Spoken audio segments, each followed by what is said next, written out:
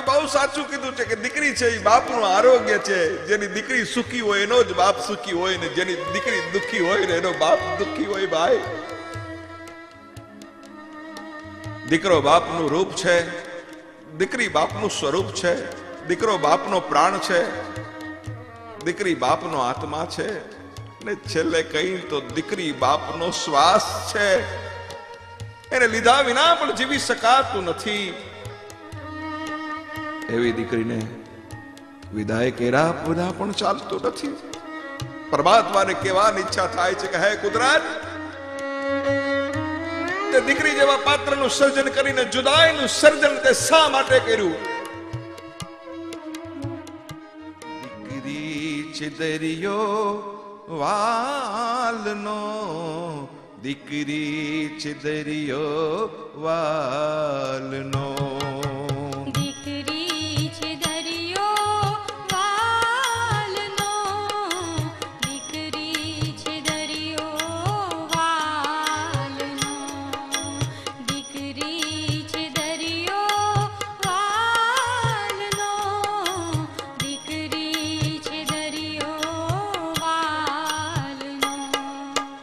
કરજો જતન તમે લાડકડી ના, કરજો જતન તમે લાડકડી ના. ટુકડો હૃદયના બાપનો નથી એ ભારો સાપનો.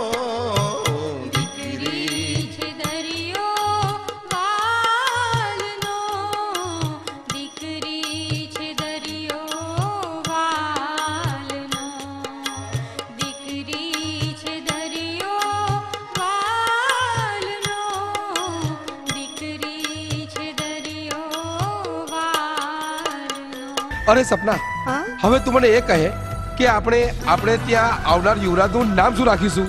શું બોલ્યો તું?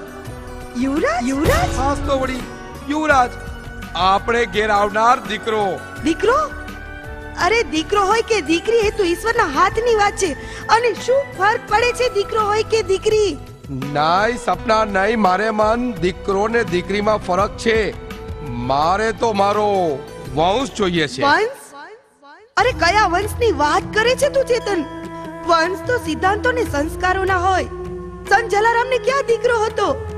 અરે રામકૃષ્ણ પરમહંસને તો સંતાનેય નહોતું, છતાં દુનિયા વંદન કરે છે એને. શું ગાંધીજી કે નરસૈયો એના સંતાનો થકી મહાન થયા છે? સપના, આ બધી તારી આર્ગ્યુમેન્ટ ઓકે છે, પણ મારે દીકરી નહીં, મારે દીકરો જોઈએ છે. મારો કુળદીપક, વારસદાર. અરે કયા યુગમાં જીવી રહ્યો છું તું ચેતન? મહેરબાની કરીને તું તો આ દીકરા દીકરીના ભેદભાવને ભૂલી જા. સપના, દીકરી જવાબદારીનું વમળ કહેવાય અને ચાંચવાનું જળ કહેવાય. અને મારે શું, મારે પારકા માટે પાણી પોસીને એને મોટી કરવાની? અહીં જ તારી ભૂલ છે ચેતન. જો પહેલા તું બેસ, તું નિરાતે બેસ. આજે હું ક્લિનિકેથી વળતી વખતે ખાસ તારા માટે ગુજરાતના સુપ્રસિદ્ધ વક્તા અને ચિંતક અશ્વિનભાઈ જોશીની સીડી લાવી છું. સ્ટુડિયો નંદિનીએ પ્રસ્તુત કરેલ છે. જો તું પહેલા એ જો, હું રસોઈની તૈયારી કરું છું. ઓકે, ચાલો જોઈએ અશ્વિનભાઈની સીડી. રાગ અને શ્રીમંતની રાજે એક જ રીત, માત પિતાની સર્વ પુત્રી ઉપરની પ્રીત. પુત્ર પુત્રી પરણાવવા એ તો જગતનો વહેવાર, પણ પારકી થાપણ દીકરી એનો કરજો તમે વિચાર. થાપણ શબ્દથી થરથરે આ તો દુનિયાદારીના લોક, સંભાળી સંભાળી તેને સોંપવી જેથી બગડે નહીં પરલો. પરણાવે સૌ પુત્ર પુત્રી વિશ્વના વહેવારથી, પરણાવતા જો સુખ મળે તો ત્રિલોકના તહેવારથી. અને જો કલેશ થાય તો જીવનમાં કાળો કેર છે, મૂર્ખ સંબંધી જો મળે તો જગતનું સુખ ઝેર છે. મા બાપને ભૂલશો નહીં ના કાર્યક્રમની સફળતા, જનતા જનાર્દનનો સાથ અને લોકોની પ્રચંડ માંગ દીકરીના જીવનને જાણવા માટે દીકરીના હૃદયની માલિકો ભીતરમાં જે વાતો પડી છે, દીકરી શું છે, સમર્પણ અને ત્યાગના પાત્રને જાણવા માટેનો એક કાર્યક્રમ, દીકરી વાલનો દરિયો, આપની આતુરતાનો અંત. આ કાર્યક્રમની શરૂઆત કરવાનો મારા હૃદયની માલિકો એટલો આનંદ છે કે જેમ કોઈ બાપે પોતાની દીકરીને સાસરે વળાવી દીધી હોય, 15 વર્ષના વાણા વાગ્યા હોય, દીકરીને સાસરાની અંદર દુઃખ હોય, દીકરી પોતાના પિયર ભણી ઓશીકું કરી અને દીકરી હૂતી હોય તો સાસુ અને નણંદ જેને મેણા માળતી હોય,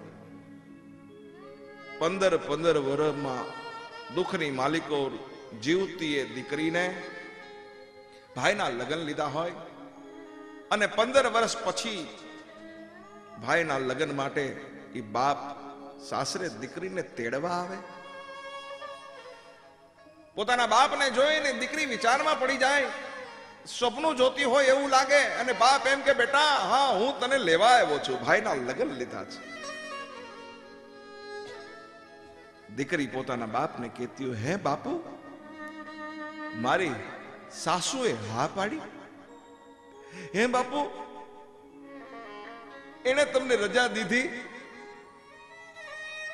અને બાપ કહેતો હોય, હા બેટા હા બધાયની રજા લીધી છે, મારા પેટ હાલ તને તેડવા આવ્યો છું. લગ્ન કરીને આવેલી દીકરીને 1 મહિના પછી આપણા રિવાજ પ્રમાણે આપણે તેડી આવીએ છીએ, પણ મહિના પછી એ દીકરીને કોઈ તેડવા નહોતું આવ્યું. દીકરીના બાંધેલા કપડાની ઉપર 14 વર્ષ અને 11 મહિનાની એ ધૂળ ચડી ગઈ હતી અને ખંખેરવા દીકરી નહોતી રોકાણી.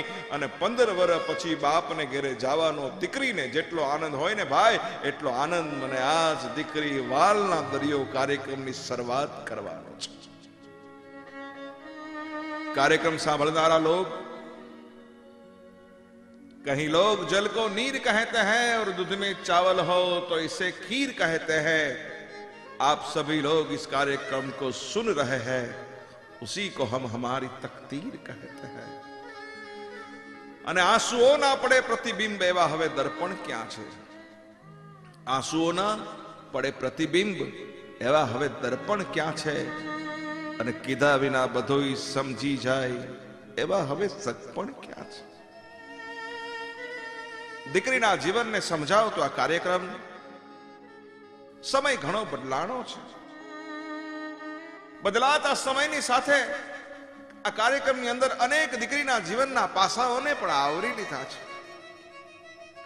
દીકરી યુવાન થાય ત્યારે દીકરીએ કઈ રીતે જીવવું જોઈએ, પોતાના મા બાપની સાથે દીકરીએ કેવો વ્યવહાર રાખવો જોઈએ, મા બાપે પણ દીકરીને કેવી રીતે યુવાન થાય ત્યારે ઉછેરવી જોઈએ,